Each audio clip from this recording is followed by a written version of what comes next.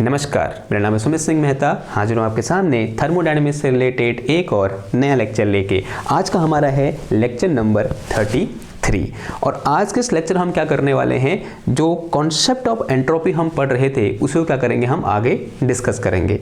जैसे कि आप सब लोग जानते हैं, हमने पिछले लेक्चर में क्या डिस्कस किया था, हमने डिस्कस किया था कि कॉन्सेप्ट ऑफ एंट्रोपी का इंट्रोडक्शन क्यों किया गया और हमने एंट्रोपी के बारे में कुछ इंपॉर्टेंट पॉइंट भी वहाँ पर डिस्कस किए थे। अगर मैं आपको कुछ पॉइंटों के बारे में बताऊँ या फिर आपकी जो मेमोरी है उसको दोबारा से रिकैप कराने की कोशिश करूँ, तो कुछ पॉइंट कुछ ऐसे थे कि हमने वहाँ पर पढ़ा था कि entropy is degree of randomness.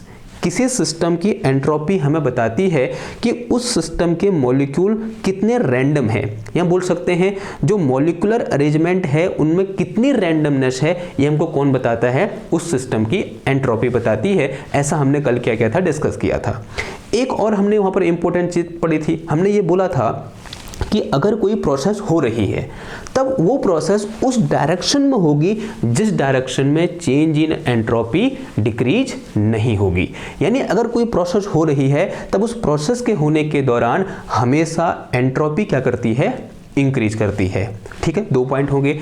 एक पॉइंट अभी और डिस्कस किया था हमने बोला था कि concept of entropy is just abstract concept. एक कैसा है, ये अमूर्त कॉन्सेप्ट है। इसका मतलब there is nothing physical about it.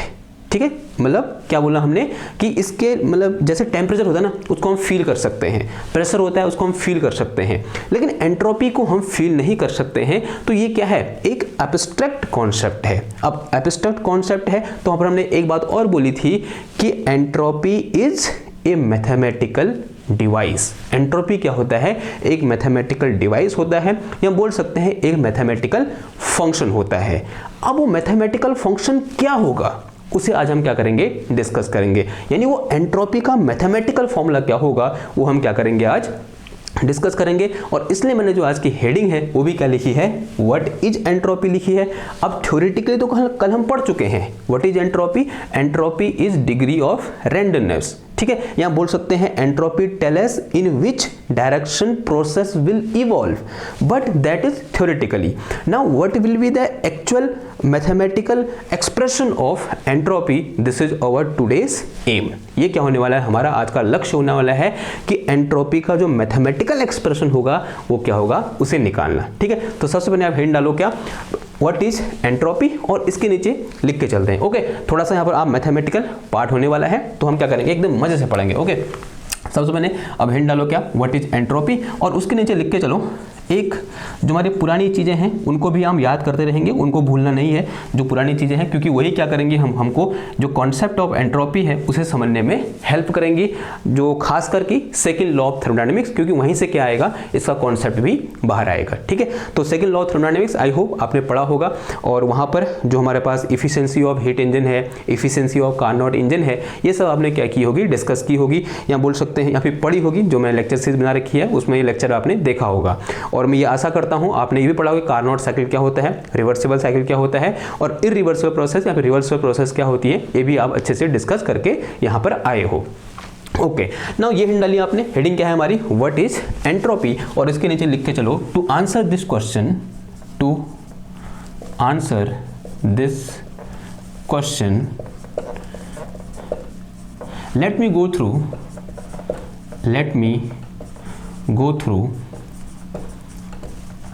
a reversible cyclic process, और हमने अभी तक सिर्फ एक रिवर्सिबल साइक्लिक प्रोसेस के बारे में डिस्कस कर रखा है, and that is Carnot cycle. That is Carnot cycle, माना वो साइकिल क्या है मेरे पास, कोई और भी हो सकता है, लेकिन जो हमें पता है अभी तक वो कौन सा है, हमारा कार्नोट साइकिल है। That is Carnot cycle. देखो कार्नोट साइकिल में होता क्या है, अगर मैं एक बार थोड़ा बहुत कार्नोट साइकिल के लिए पीवी डायग्राम यहाँ पर ड्रॉ करना चाहूँ तो कैसे ड्रॉ करूँगा, ये क्या है मेरी पी एक्सेस है, और ये क्या है हमारी वी एक्सेस है, यानी यहाँ वॉल्यूम है, और यहाँ क्या है हमारा प्रेशर है, और होता क्या है ऐसे कुछ। पहले क्या होता है, आइसोथर्मल एक्सपेंशन होता है, या बोलते हैं रिवर्सिबल आइसोथर्मल एक्सपेंशन होता है। यानी ये क्या हो गया मेरा आइसोथर्मल एक्सपेंशन, जब कहाँ से कहाँ आई, सिस्टम हमारा ए से कहाँ आया, बी में आया। यहाँ पर क्या हो रहा है, एक्सपेंशन हो रहा है, और एक्सपेंशन हो रहा है और आइसोथर्मल एक्सपेंशन हो रहा है। लेट अस से at this point the temperature is T1, यहाँ पर टेम्परेचर कितना है, T1 टेम्परेचर है, और यहाँ पर क्या होती है, हीट सिस्टम के अंदर जाती है। लेट अस से कितनी हीट चलेगी इसके अंदर, Q1 हीट इसके अंदर गई। ठीक है, आपने देखा होगा जब हमने क्या पढ़ा था, ये साइकिल के बारे में डिस्कस किया था, या फिर कार्नोट हीट इंजन जब हमने पढ़ा था तो वहाँ पर हमने डिस्कस किया था, जब सिस्टम ए से बी में जाता है या फिर स्टेट ए से बी में चेंज होती है तो Q1 हीट क्या होती है, एब्जॉर्ब होती है by working substance. Working substance क्या करेगा, जो हायर टेम्परेचर है या बोलते जो सिंक है वहाँ से Q1 हीट क्या करेगा, एब्जॉर्ब करेगा। और फिर उसके बाद क्या होता है, एडियाबेटिक एक्सपेंशन होता है, and during adiabatic expansion there is no heat exchange, but temperature क्या करेगा, यहाँ पर डिक्रीज करेगा। लेट अस से टेम्परेचर कितना हो गया, अब T2 हो गया, और हम कहाँ आ गए, स्टेट सी में आ गए। फिर क्या होता है यहाँ पर, अगेन आइसोथर्मल कंप्रेशन होता है, लेकिन इसके दौरान क्या होगा, हमारी हीट इजेक्ट होगी, और जो हीट इजेक्ट हुई, लेट अस से कितनी हीट इजेक्ट हुई, T2 हीट इजेक्ट हुई, किसको, सिंक को। तो यहाँ पर क्या हुआ, this is heat taken by the working substance and this is heat ejected by the working substance. और फिर माना कहाँ हम चले गए, डी पॉइंट पर चले गए, और फिर अगेन क्या होगा, यहाँ पर एडियाबेटिक कंप्रेशन हो जाएगा इस तरीके से। तो एडियाबेटिक कंप्रेशन को हम इस तरीके से क्या कर देंगे, रिप्रेजेंट कर देंगे। तो this is my adiabatic compression and this whole cycle is known as Carnot cycle, and this is a reversible Carnot cycle. कैसा साइकिल है कि रिवर्सिबल कार्नोट साइकिल है ना। अब इस रिवर्सिबल कार्नोट साइकिल में जो हीट इंजन काम करता है उसे हम क्या बोलते हैं, रिवर्सिबल कार्नोट हीट इंजन बोलते हैं।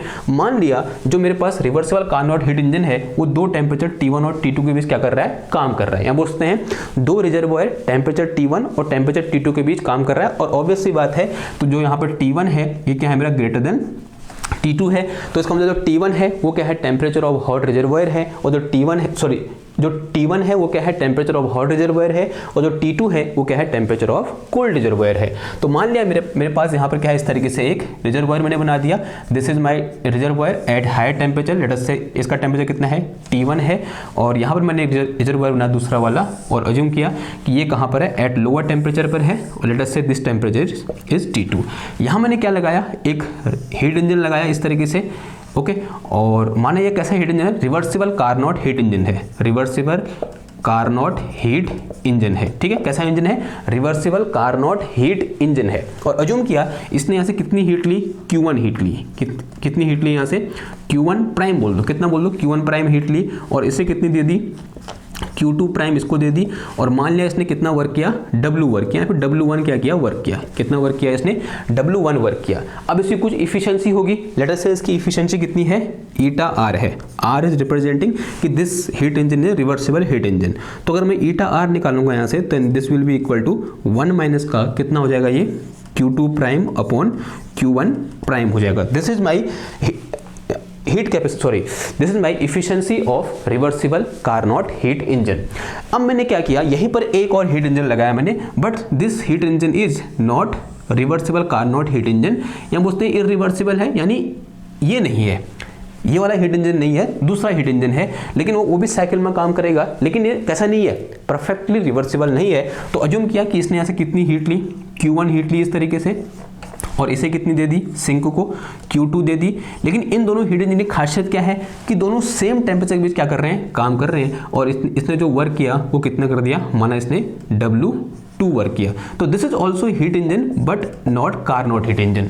कार्नोट हीट इंजन नहीं है, लेकिन है कि ये भी क्या, हीट इंजन ही है, और दोनों हीट इंजन क्या कर रहे हैं, सेम टेम्परेचर के बीच काम कर रहे हैं। ठीक ना। अब देखो, अगर मैं इसकी इफिशिएंसी निकालूंगा, again efficiency of this heat engine will be, माना इसकी इफिशिएंसी कितनी है, ईटा है, तो eta will be equal to 1 minus का कितना आ जाएगा, ये Q2 अपॉन कितना आ जाएगा, Q1 आ जाएगा। ठीक है, ऐसा होगा नहीं होगा, ईटा इक्वल टू 1 माइनस का Q2 अपॉन Q1 हो जाएगा। नाउ एक चीज हमने पढ़ी थी from the second law of thermodynamics, और we can say from Carnot theorem, if two engine are working between two constant temperature, दो कांस्टेंट टेम्परेचर है, एक T1 है एक T2 है, अगर मेरे पास दो हीट इंजन इन दो के बीच काम कर रहे हैं, तो इनमें से किस हीट इंजन की इफिशिएंसी मैक्सिमम होगी, तो कार्नोट थ्योरम कहती है हमेशा कार्नोट हीट इंजन की जो इफिशिएंसी होगी वो क्या होगी, मैक्सिमम होगी। इसका मतलब यहाँ पर जो ईटा है वो हमेशा, यहाँ बोल सकते हैं जो ईटा R है वो क्या होगा, eta R will be always greater than eta. जो ईटा आर होगा वो क्या होगा, हमेशा ईटा से बड़ा होगा।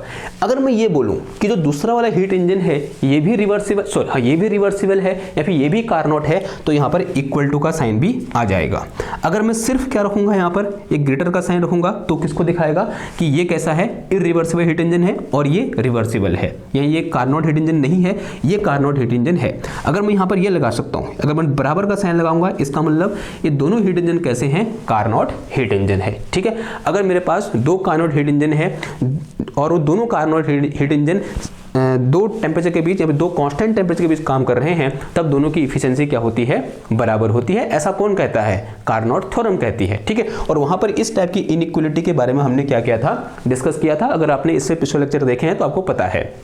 नाउ अब देखो, अगर मैं इनकी वैल्यू यहाँ पर पुट करूँ तो क्या लिख सकता हूँ, देखो मैं यहाँ मैं लिख सकता हूँ 1 माइनस का Q2 prime upon Q1 prime is greater than equal to, फिर ये लिख दूँ मैं, ये कितना आ जाएगा, देखो 1 माइनस का Q2 अपॉन Q1 आ जाएगा। देखो 1 से 1 कैंसिल हो जाएगा, तो कितना बचा है मेरे पास, यहाँ बच गया मेरे पास माइनस का Q2 प्राइम अपॉन कितना आ गया ये Q1 prime, and this will be greater than equal to minus का Q2 अपॉन कितना आ गया, Q1 आ गया। अब देखो यहाँ पर ऐसा मत कर देना, माइनस से माइनस मत काटना, बीच में क्या है, इनइक्वालिटी का साइन है, तो मल्टीप्लाइंग बोथ साइड बाय -1, दोनों क्या कर लो, -1 से मल्टीप्लाई करेंगे तभी ये साइन हटेगा। और हम सब जानते हैं जब भी हम -1 से मल्टीप्लाई करते हैं तब जो इक्वलिटी का साइन है वो क्या हो जाएगा, रिवर्स हो जाएगा। अगर ये इधर की ओर ग्रेटर देन है, अब ग्रेटर देन कहाँ की ओर जाएगा, इधर की ओर। जैसे मैं क्या करूंगा, मल्टीप्लाइंग बोथ साइड बाय -1 करूंगा तो कितना हो जाएगा, ये हो जाएगा मेरे पास कितना, Q2 prime upon Q1 prime will be less than equal to कितना हो जाएगा, ये Q2 अपॉन Q1 हो जाएगा। कितना हो जाएगा, Q2 अपॉन Q1 हो जाएगा। तो यहाँ से मेरे पास अगर मैं थोड़ा बहुत इसको आगे पीछे लिख सकता हूँ, ये माइनस नहीं है, या फिर इसको ऐसे रहने दो। अब देखो इधर देखो, ये मेरे पास क्या है, रिवर्सिबल हीट इंजन है। और for reversible heat engine since we know for Carnot heat engine Q2 prime upon Q1 prime will be equal to T2 upon T1, ये हमने डिस्कस किया था। ठीक है, ये किसके लिए होता है, सिर्फ this relation is hold only for Carnot heat engine. अगर हमारे पास ये heat engine Carnot heat engine है या बोलते हैं रिवर्सिबल कार्नोट हीट इंजन है, तब इसके लिए ये रिलेशन स्टेबलाइज होगा या फिर ये रिलेशन ओबे करेगा। ये अगर ये रिलेशन ओबे करेगा तो इसकी वैल्यू यहाँ से उठाकर मैं यहाँ पुट कर सकता हूँ, आंसर आज कर सकता हूँ। तो ये जो इनइक्वालिटी है ये क्या बन जाएगी मेरे पास, ये बन जाएगी T2 upon T1 is less than equal to कितना आ जाएगा, ये Q2 अपॉन Q1 आ जाएगा। ठीक है, अब एक काम करो, क्रॉस मल्टीप्लाई करेंगे तो कितना हो जाएगा, ये हो जाएगा मेरे पास कितना, T2 Q1 is less than equal to T1 Q2, ऐसा कुछ हो गया। अब एक काम कर रहा हूँ मैं, दोनों ओर 1/T1 T2 से मल्टीप्लाई कर दे रहा हूँ, multiplying both side by 1/T1 T2, तो लेस देन इक्वल टू कितना आ जाएगा, ये 1/T1 T2 और अंदर कितना आ जाएगा, ये T1 Q2 आ जाएगा। देखो यहाँ पर T2 से T2 कैंसिल हो जाएगा और यहाँ T1 से T1 कैंसिल हो जाएगा, तो मेरे पास यहाँ क्या बचा, Q1 upon T1 is less than equal to Q2 upon कितना आ गया, T2 आ गया। ठीक है, यहाँ तो कोई दिक्कत नहीं है। अब देखो इसको मैं यहाँ ला सकता हूँ, तो ये क्या होगा मेरे पास 1/T1 is less, sorry minus आ जाएगा जाके, ये माइनस का कितना आ जाएगा, ये Q2 upon T2 is less than equal to कितना आ जाएगा, 0 आ जाएगा। क्या आ गया, लेस देन इक्वल टू 0।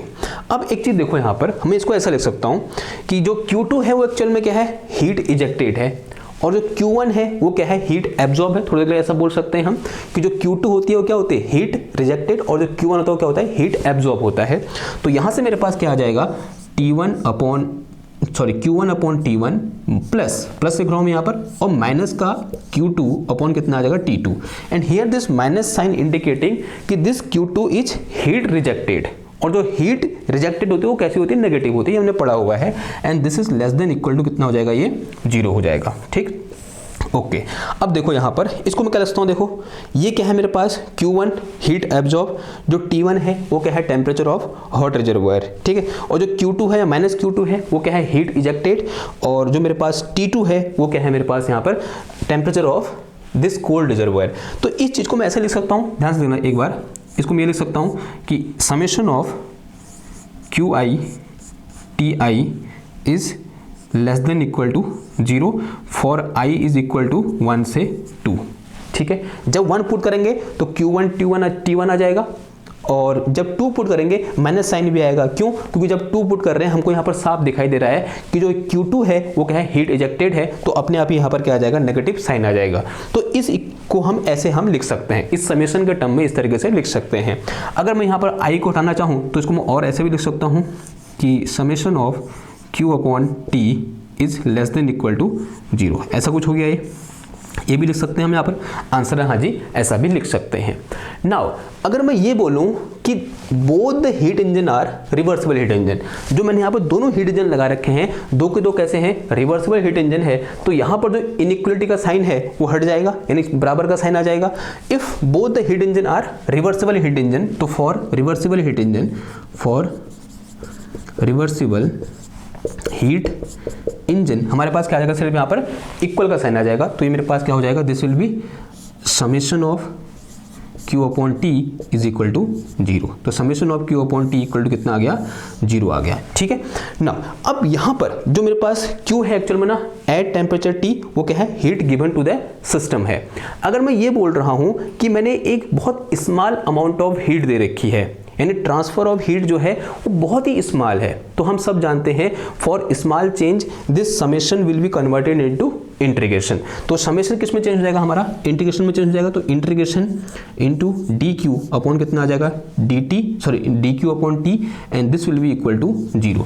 अब ये प्रोसेस कैसी है, साइक्लिक प्रोसेस है, और उसको दिखाने के लिए मुझे यहाँ पे क्या लगाना पड़ेगा, इस तरीके से समेशन लगाना पड़ेगा। तो this will be our result from here. तो ऐसा रिजल्ट हमको कुछ देखने को मिला, या बोलते हैं ऐसा कुछ मैथमेटिकल यहाँ पर क्या बोल सकते हैं, फॉर्मुलेशन हमें देखने को मिला कि for a cyclic process summation of DQ upon T is equal to 0। यही आगे क्या होने वाला है, हमारा काम आने वाला है कि this for a cyclic process, उसको भी साइक्लिक प्रोसेस को कैसी वाली है, रिवर्सिबल है। For a reversible cyclic process integration of DQ upon T is equal to कितना होता है, 0 होता है।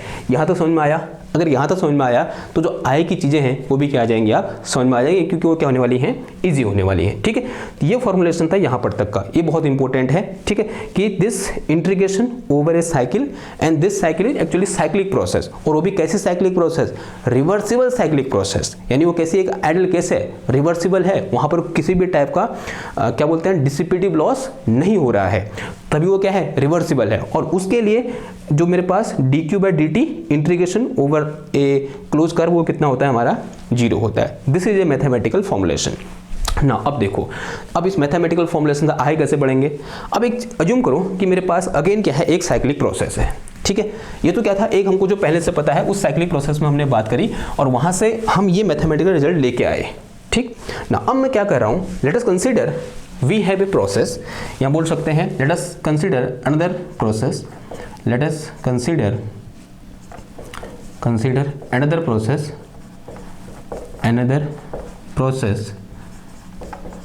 represented by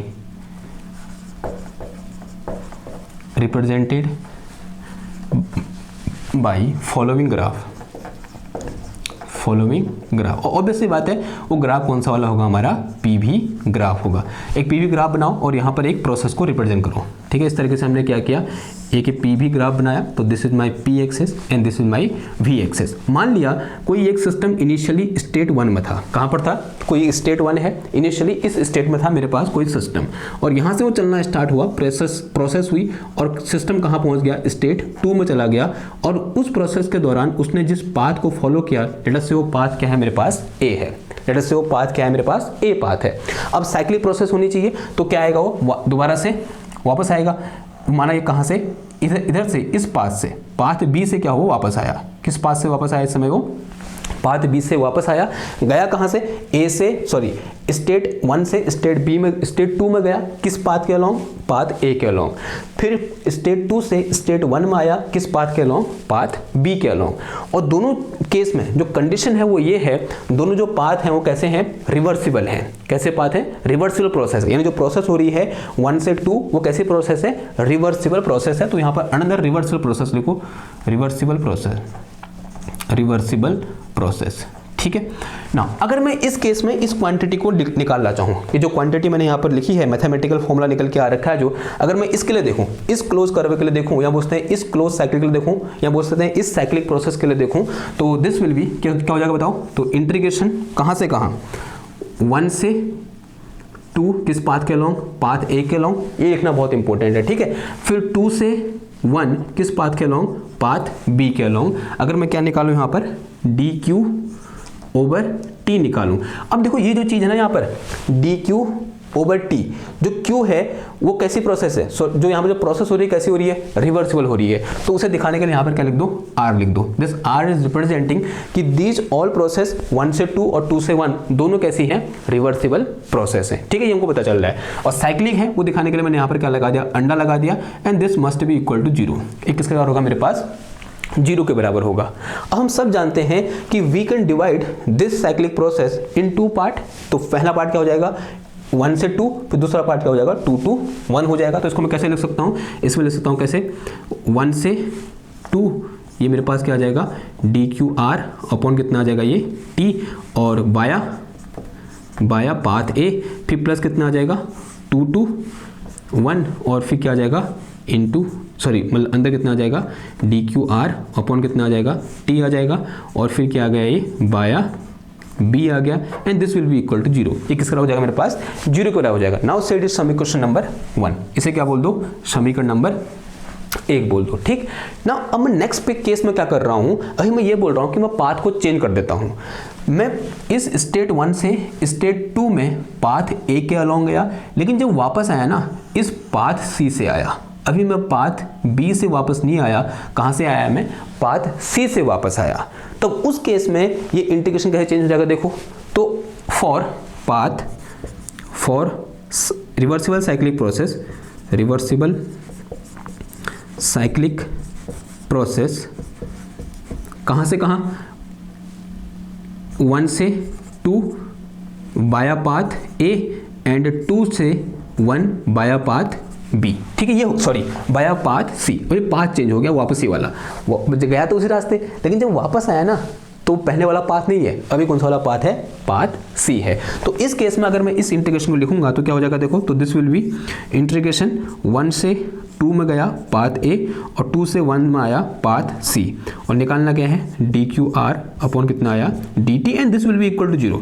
बिकॉज पूरा एक साइकिल है तो साइक्लिक प्रोसेस के लिए ये जो चीज़ होती है 0 होती है, हमने पढ़ी हुई है, ठीक। अगर ये 0 है तो इसका मतलब दिस थिंग इज ऑल्सो 0। अगर ये 0 है, अगर अब मैं यहाँ पर अगर इसको 2 पार्ट में डिवाइड कर सकता हूँ, कैसे देखो, एक तो क्या हो जाएगा ये 1 से 2 हो जाएगा, और इंटू कितना आ जाएगा ये, सॉरी इंटू बोल रहा हूँ बार बार, अंदर कितना इंटीग्रेशन स्थान, तो D Q R upon D, sorry D Q R upon T, ये बाया ए, फिर भी जो प्लस कितना आ जाएगा ये इंटीग्रेशन 2 से 1, और अंदर कितना आ गया ये डी क्यू आर, और अपॉन कितना आ गया टी, और ये क्या होगा मेरा बाया सी होगा, ठीक है, via C, and this is also equal to 0। किस बराबर होगा मेरे पास, 0 बराबर होगा, एंड सेट इज समीकरण नंबर 2, इसे क्या बोल दो, समीकरण नंबर 2 बोल दो ना। अब देखो समीकरण 1 में ये 0 है, ये भी 0 के बराबर है, तो from equation 1 and equation 2 what we get, from equation 1 and 2, from equation 1 and 2 दोनों को इक्वेट कर दो। अगर दोनों का राइट हैंड साइड सेम है तो लेफ्ट हैंड साइड भी सेम होगा, तो इसका लेफ्ट हैंड साइड क्या है, देखो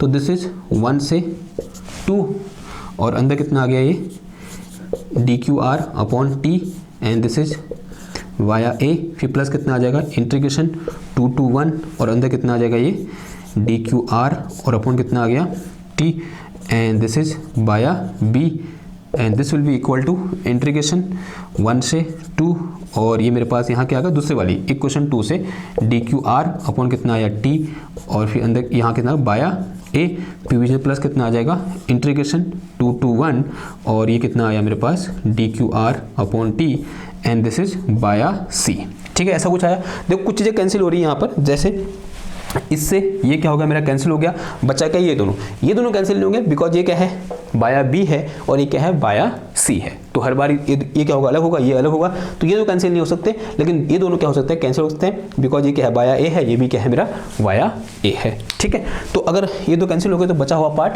मैं यहाँ लिख दूँ, एक काम करो नोट कर लो, मैं इसे मिटा रहा हूँ फिर, ठीक है, मिटा दो इसको, okay.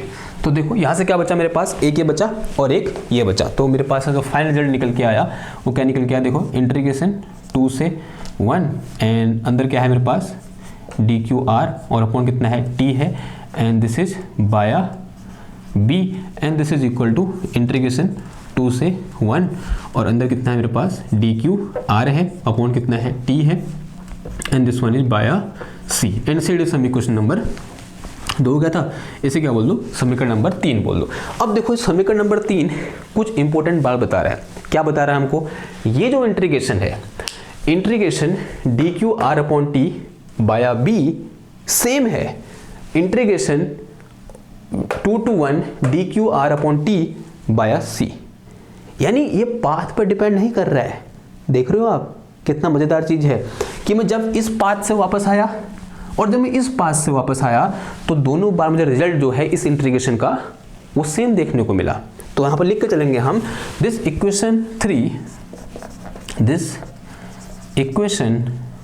3 tell us some important thing, important या फिर give us important information. Equation 3 give us an important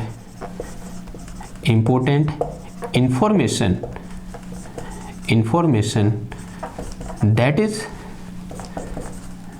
is the integration कौन सा वाला, ये जो मेरे पास लिखा है integration dqr upon t is path independent,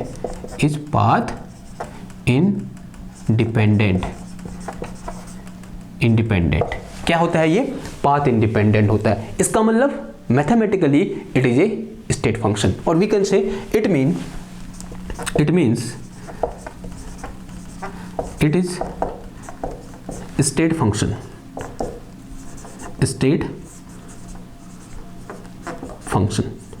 ये कैसा फंक्शन है, एक स्टेट फंक्शन। इसका मतलब ये तो हुआ अगर वो पाथ पर डिपेंड नहीं कर रहा है, सिर्फ किस पर डिपेंड कर रहा है, स्टेट पर डिपेंड कर रहा है, उसके फाइनल स्टेट और इनिशियल स्टेट पर डिपेंड कर रहा है या फिर इनिशियल स्टेट और फाइनल स्टेट पर डिपेंड कर रहा है, it mean it is independent from the path और we can say it is a state function. यानी ये क्या है, स्टेट फंक्शन है। अब देखो एक चीज यहां पर ध्यान से देखो चीज को, हमारे पास क्या निकल के आया, एक फंक्शन निकल के आया। तो इस पूरे फंक्शन को मैं ऐसे लिख सकता हूं, सो वी कैन राइट या फिर नाउ वी कैन राइट, ऐसे लिखो, नाउ लिखो, सो मत लिखो, नाउ वी कैन राइट कि इंटीग्रेशन क्या आ जाएगा मेरे पास, देखो this is dqr upon t, this will be equal to, इस पूरी चीज को जो मैंने यहां पर लिखी हुई है इसको मैं अगर मैं एक चीज से रिप्रेजेंट करना चाहूं तो कैसे करूंगा, देखो तो this will be integration of some function या फिर ds, ऐसे बोल दिया, ऐसे रैंडम मैंने कुछ बोल दिया, ds बोल दिया, ऐसा मैं लिखता नहीं लिखता। ये पूरी एक चीज है, अगर मैं इस पूरी एक चीज को ऐसे लिख सकता हूं मैं कि this whole thing will be equal to this ds, ठीक, ऐसा मैं लिख सकता, ऐसा लिख सकता। आंसर है हाँ या ना, ये बोलो, या आप यहां पर सेटिस्फाई हो रहे हो कि this integration this thing will be equal to integration this thing and this thing is equal to this thing and जो मेरे पास ds इक्वल टू है वो किसके बराबर है, dqr अपॉन t के बराबर है। ये मैं बोल सकता हूं, यहां पर आंसर है हाँ जी, बोल सकता हूं। अगर मैं ऐसा बोल सकता हूं तो यहां पर ये इक्वेशन, इसको क्या बोल दो, इक्वेशन नंबर 4 बोल दो। ये इक्वेशन हमको बोल रही है कि मैं इसकी सहायता से यहां पर इस क्वांटिटी s को क्या कर सकता हूं, डिफाइन कर सकता हूं। ठीक है, ये हमको बता रही ना, जैसे मैं अगर मैं ये बोलूं कि मेरे पास कोई function dx is equal to y है, कुछ है ऐसे करके dx इक्वल टू y, तो अगर मैं आपसे बोलूं कि what will the value of x, आप क्या करोगे, दोनों इंटीग्रेट कर दोगे। ठीक है, इंटीग्रेट करोगे तो आंसर आ जाएगा। या फिर dx इक्वल टू dy बोल दो। अगर मैं आपसे बोलूं यहाँ पर क्या x फाइंड करो तो आसान है x फाइंड करना।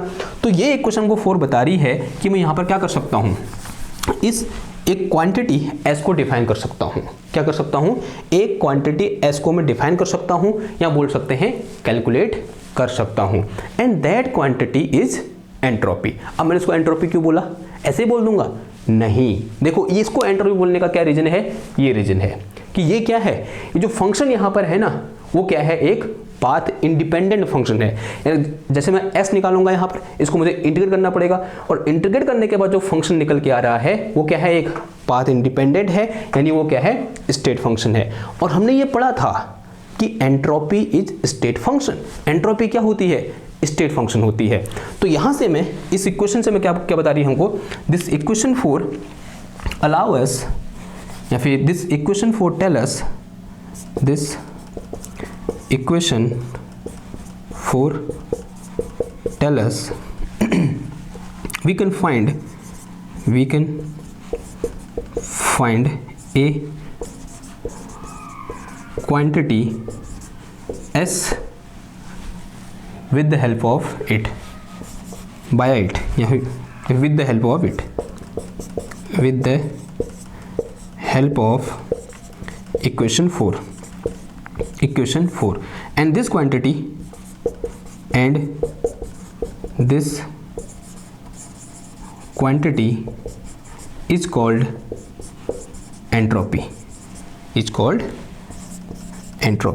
उसी क्वांटिटी को हम क्या बोलते हैं, एंट्रोपी बोलते हैं। जो इस चीज़ को कैलकुलेट करने के बाद S निकल के आएगा उसी को हम क्या बोलेंगे, एंट्रोपी बोलेंगे। ठीक है, ये बात समझ में आई। तो this is my mathematical expression for entropy. Okay, अब देखो, अब थोड़ा सा और अच्छे से डिस्कस करें। देखो, ये बोल सकता हूँ मैं कि इफ़ ए सिस्टम, माना हमारे पास क्या है, कोई सिस्टम है, वो स्टेट 1 से स्टेट 2 में जा रहा है। ठीक है, let us consider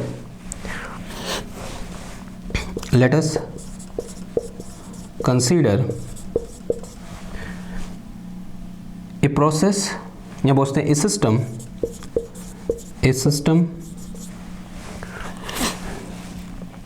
move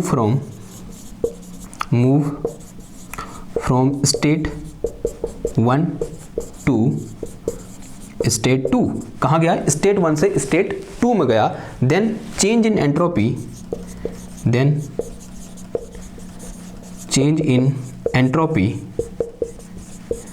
will be, क्या हो जाएगा बताओ, this will be integration ds will be equal to कितना हो जाएगा, दिस इज इंटीग्रेट। इसको इंटीग्रेट सिंपल क्या करोगे, इक्वेशन 4 को इंटीग्रेट कर दोगे। ठीक है, तो integration from state 1 to state 2, और ये कितना आ जाएगा मेरे पास, dqr अपॉन कितना आ जाएगा, t आ जाएगा। And on further solving what we get, अगर मैं क्या बोलूँ, स्टेट 1 पर जो एंट्रोपी है वो S1 है, और स्टेट 2 पर जो एंट्रोपी है वो कितनी है, S2 है। तो यहाँ से क्या निकल के आ जाएगा मेरे पास, S2 minus S1 is equal to integration from 1 से 2, दिस इज dqr अपॉन कितना आ गया, dt आ गया।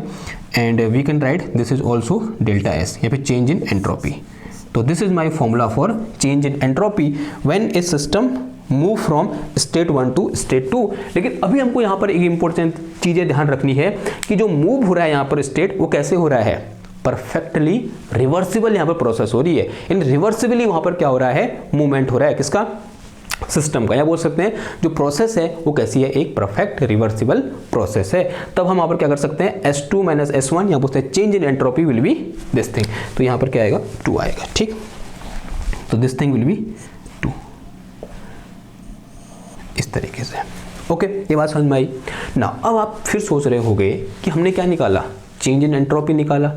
अगर मैं ये फाइंड करना चाहूँ कि किसी एक पर्टिकुलर पॉइंट पर एंट्रोपी की एग्जैक्ट वैल्यू क्या होगी, अगर मैं ये बोलूं स्टेट 1 पर एंट्रोपी की वैल्यू क्या होगी, या मैं ये बोलूं स्टेट 2 पर एंट्रोपी की वैल्यू क्या हुई, वो मैं कैसे निकालूंगा।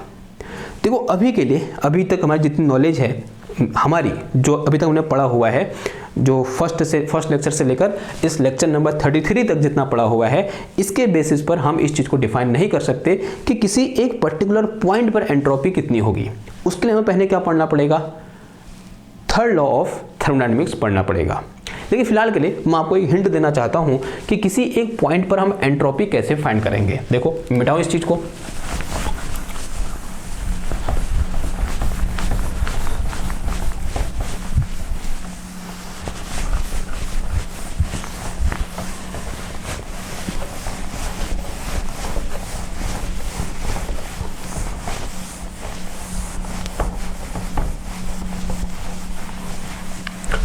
देखो भाई, अब देखो यहाँ पर ये चीज़ तो क्या है, चेंज इन एंट्रोपी है। एक चीज़ हमने डिस्कस कर रखी थी कब, जब हम क्या किसकी बात करते हैं, मेजरमेंट ऑफ टेम्परेचर की बात करते हैं। तो मेजरमेंट ऑफ टेम्परेचर के लिए एक तो क्या होता है मेरे पास यहाँ पर 100 डिग्री सेल्सियस, यानी हम क्या लेते हैं, एक स्टैंडर्ड पॉइंट लेते हैं। हम ये बोलते हैं कि जहाँ पर आइस मेल्ट करेगी वो कहाँ पर होगी, 0 डिग्री सेल्सियस, और जहाँ पर जो मेरे पास वाटर है वो बॉयल होगा वो कहाँ पर होगा, 100 डिग्री सेल्सियस। ओके, तो इस तरीके से हम क्या करते हैं, पहले हम एक स्टैंडर्ड पैमाना ले लेते हैं। इन case of measurement of temperature हमारा जो स्टैंडर्ड पैमाना है वो क्या है, 0 डिग्री सेल्सियस है। इट इज ए, क्या कहते हैं इसको हम, फ्रीजिंग पॉइंट फॉर वाटर, या बोलते हैं फ्रीजिंग पॉइंट ऑफ आइस। यानी यहाँ पर जो मेरे पास क्या है, जो पानी है वो किस फॉर्म में होता है, आइस के फॉर्म में होता है, और यहाँ पर जो हमारा पानी है वो क्या क्या हो रहा है, उबल रहा होता है। तो ये दो क्या है, दो स्टैंडर्ड टेम्परेचर हैं। तो सेम उसी तरीके से अगर मुझे किसी एक पॉइंट पर एंट्रोपी निकालनी है तो मुझे उस पॉइंट पर एंट्रोपी की एक स्टैंडर्ड वैल्यू पता होनी चाहिए। लेकिन फिलहाल के लिए मेरे पास ऐसी कोई वैल्यू नहीं है एंट्रोपी की कि मैं कहूं कि इस स्टेट पर अगर कोई सिस्टम है और वो इस स्टेट पर है और यहाँ पर मुझे उस स्टेट की, मतलब उस स्टेट पर मुझे एंट्रोपी की वैल्यू पता है, ऐसा मेरे पास अभी कोई भी डेटा नहीं है, फिलहाल के लिए नहीं है। लेकिन जब हम थर्ड लॉ और थर्मोडायनेमिक्स पढ़ेंगे तो वहाँ पर हो सकता है हमारे पास कुछ डेटा आ जाए। ओके, तो मैं लेकिन फिलहाल के लिए अज्यूम करके चल रहा हूँ, लेट अस कंसीडर कि मेरे को किसी एक सिस्टम की nth स्टेट में एंट्रोपी की वैल्यू पता है। हिंदी में लिख के चलते हैं, ठीक है, समझते हैं ऐसी। माना या वो ऐसे अंग्रेजी में लिखो यार, let us consider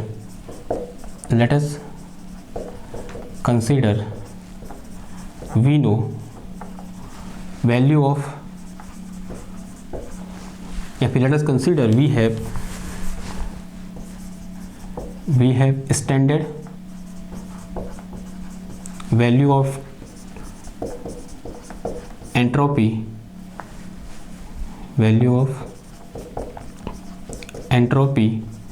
at nth state,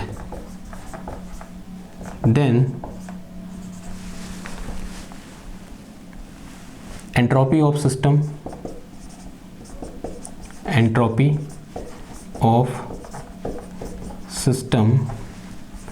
at any state will be, क्या हो जाएगा बताओ। लेट अस से यहाँ पर S2 इक्वल टू कितना हो जाएगा, यहाँ पे S2 minus Sn is equal to integration N2 to this is dQr upon T हो जाएगा। तो यहाँ से S2 इक्वल टू, Sn तो मुझे पता है क्योंकि मैंने कहा है कि let us consider we have standard value of entropy at nth state and that standard value is Sn, ठीक है। वो Sn मेरे को पता है पहले से, तो यहाँ पर क्या आएगा, Sn इक्वल टू कितना आ जाएगा, ये सॉरी S2 इक्वल टू कितना आ जाएगा, Sn प्लस इंटीग्रेशन N से 2 और this one is dQr upon कितना आ गया, T आ गया। तो this Sn S2 is the value of entropy at state 2।